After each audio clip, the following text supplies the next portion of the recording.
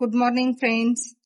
आज मी तुम्हाला एक स्पेशल भाजी दाखवणार होते. कसं उन्हाळ्याची भाजी नसते घरी लवकर, मग पटकन होणार आणि चविष्ट भाजी म्हणलं तर हे खास सोलापूरची स्पेशल आहे.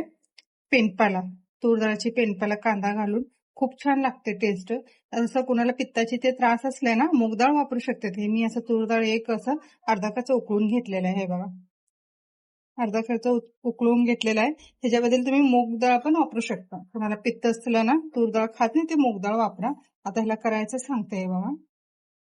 मी इथे कढईत तेल घातलेलं आहे. जर तेल ह्याला परगावी घेऊन जायचं असलं तर मी बरं होते. काय कांदा घालू नका, फक्त आपलं हिंग ते घालून तडका मारून जरी घेऊन गेलं तेलात भाजी केल्या ना 2 दिवस टिकते. ते कांदा ते घातले ना स्मेल येते.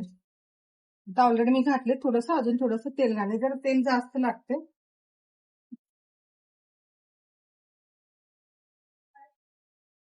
मोहरी,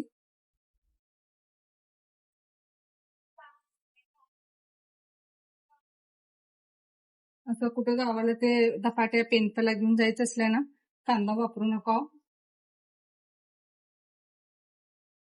थोडंसं कढीपत्ता, जिरा, मोहरी, कढीपत्ता. हे मी घरीच करणार होते म्हणून कांदा वापरायला लागले. कांदा म्हणून टेस्ट खूप छान येते, फरक पडते विदाउट कांदा आणि कांदा टेस्ट मध्ये. आणि अजून एक, कांदा असा पांढरा पांढरा असला त्यावेळेस डाळ घालू नका. त्याला छान ब्राउनिश होऊ द्या. एक प्रकार म्हणलं तर तेलात आपण कांदा तळून घेतल्यासारखीच करायला पाहिजे, म्हणजे छान असा चव लय छान येते. जरा हे बघा, आता अजून पांढरा फटक आहे कांदा, असं छान मी जरा ब्राउनिश करून घेते.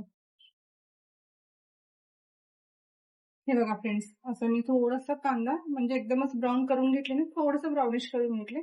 ज्यात आता मी घालणार आहे आपला घरगुती मसाले, म्हणजे असं ग्रेव्ही ते काही लागत नाही. हळद आणि घरगुती आपलं लाल तिखट,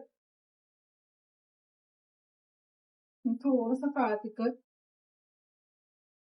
आणि थोडंसं बेडगी मिरचीची मिर्च कलर येण्यासाठी. असं छान मिक्स करून घ्यायचं. बेडगी मिरचीचं जरा लाल तिखट घातलं ना कलर सुंदर येते म्हणून घालायचं. आणि जरा तिखट पाहिजे तर आपला गुंटूर मिरचीचं घातलं तरी चालतं. आणि थोडं धनिया पूड.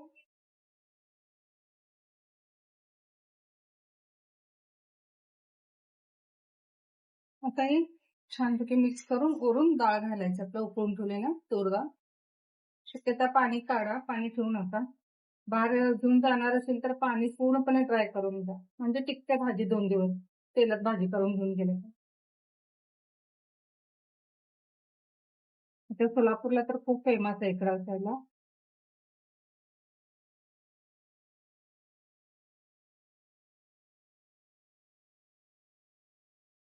वरून मीठ छान मिक्स करून एक 10-15 मिनिट वापरलं ठेवायला. कलर सुटतं, म्हणजे असं लगे मीठ ते घातल्यावर होते भाजी असं लवकर. असं नाही, कुठलाही भाजी एक 10 मिनिटात ठेवा, म्हणजे त्या भाजीचा रंग पण सुटते छान एकदा. आणि फ्लेवर पण सगळं कांद्याचं जिऱ्याचं सगळं फ्लेवर उतरतात भाजी.